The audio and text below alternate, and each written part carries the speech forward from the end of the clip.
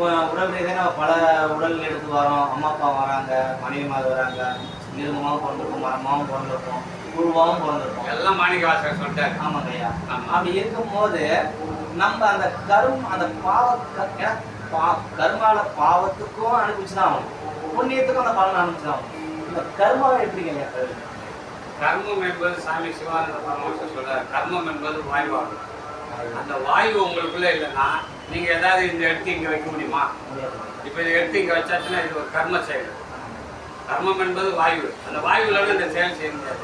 அப்ப இந்த செயல் உண்டான பலனை நீங்க அனுபவிச்சுதான். இப்ப வாயு நம்ம சொல்றாங்க ஐயா, இப்போ வாயுன்றது ஜீவன்றது சிவமும் குறிக்கிறது. சக்தி இருந்தாலும் இந்த பொருள் நம்ம எடுத்து வைக்க முடியும். தவறா எடுத்துக்காதீங்களா? நம்ம உடம்புல சக்தி இருந்தாதான் இதை தூக்க முடியும். நம்ம உடம்பு பலுதான் தூக்க முடியும். ஜீவனும் உள்ள இருக்கு, சக்தி. அப்ப சிவசக்தி வந்து உள்ள உள்ளதுன்னு ஐயா. உள்ள ஒண்ணுதான். அது காற்றாவும் இருக்கிறது சிவசக்தி தான்.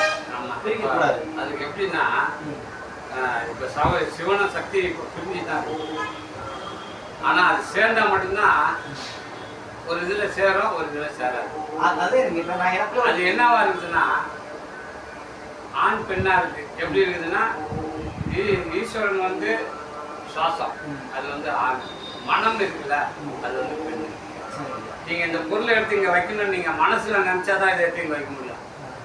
மனம் இல்லைன்னா இந்த பொருள் இங்கே தான் இருக்கும். ஐயா, அதுதான் எனக்குள்ள என்ன கேள்வினா, இந்த சுண்டி வேலை இப்படி அசைக்கிறோம்னா இது ஜீவன் இருக்கிறதுனாலையும் சக்தி இருக்கிறதுனால தான். இந்த ஜீவன்ல இந்த உடம்பு அசையாது.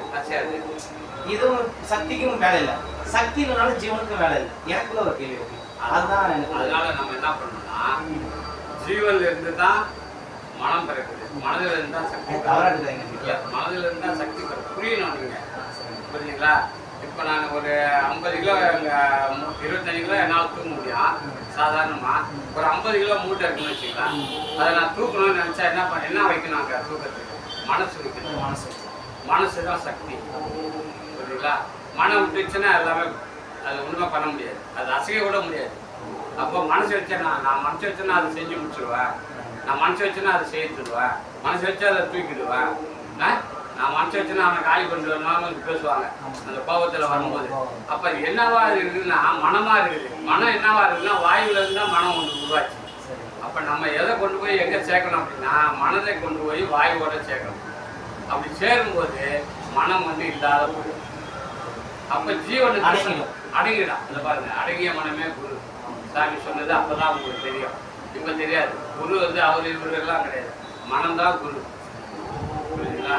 மனம்தான் எல்லாத்துக்கும் அடிப்படையான காரணம். அந்த மனம்தான் உங்களுக்கு முக்கியம் தரணும், மோட்சத்தையும் தரணும், இல்லை நரகத்திலையும் தரணும். மனம் நினைச்சு மனசு வச்சாதாங்க. இப்போ மலை ஏறி போனா மச்சான் தெய்வ வேணும்னு சொல்லுவாங்கல்ல, இது வந்து பழமொழியா சொல்லியிருக்காங்க. பெரிய தத்துவம் இது. மலை ஏறி போனோம்னா மச்சான் தெய்வம் வேணும். மலைங்கிறது வந்து இப்போ ஈஸ்வரன் மச்சான் யாரு? விஷ்ணு.